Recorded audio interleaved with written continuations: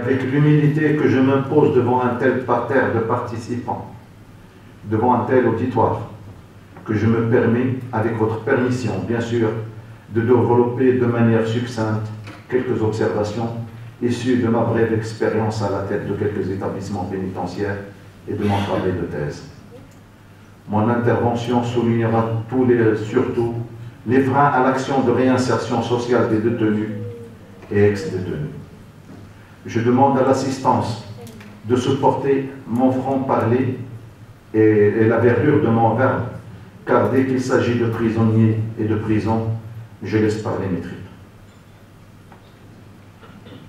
La première entrave à toute éducation ou rééducation, c'est l'encombrement des locaux de détention, d'où le surpeuplement des prisons et leur forte densité.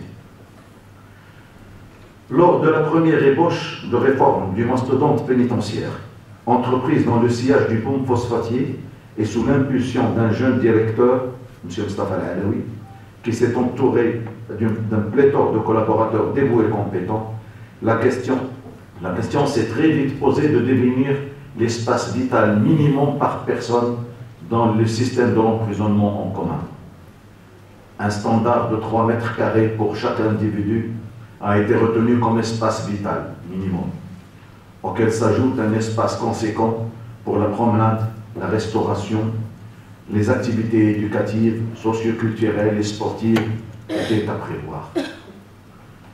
Sous l'effet de l'augmentation constante du nombre de prisonniers, tous ces espaces ont été transformés en locaux d'enfermement et la capacité d'hébergement réduite à sa plus simple expression. Je suis à chaque fois scandalisé lorsqu'un responsable, à quelque degré que ce soit, nous parle de 10, 20 ou 50% de surpopulation. Prenons des exemples. Je parle des deux joyaux de l'administration pénitentiaire, le complexe de Okacha et celui de Rabat-Salé. Lors de la conception de ces deux établissements, ils étaient conçus pour 700 prisonniers. Après le boom phosphatier de 1974 et la révision du plan quinquennal, leur capacité a été portée à 1400 détenus. Je vous demande combien de détenus y sont incarcérés actuellement. La maison centrale de Kénitra, conçue à la base pour héberger 200 détenus dans 200 cellules, on compte aujourd'hui plus de 1000. Ces 3 établissements, je vous laisse calculer leur taux d'encombrement.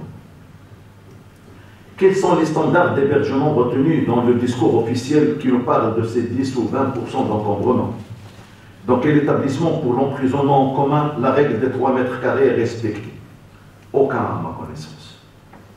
Les détenus vivent dans une promiscuité des plus répugnantes, entassés, parfois comme des sardines en boîte, les uns sur les autres. Je me suis fait dire que dans certains établissements, et non des moindres, ils dorment à tour de rôle. Délinquants primaires et récidivistes, asociaux et antisociaux, jeunes et moins jeunes, sont mélangés dans un bouillon de culture criminogène explosée. Et on s'entend encore des taux élevés de récidive et de l'évolution dangereusement qualitative de la criminalité dans notre pays.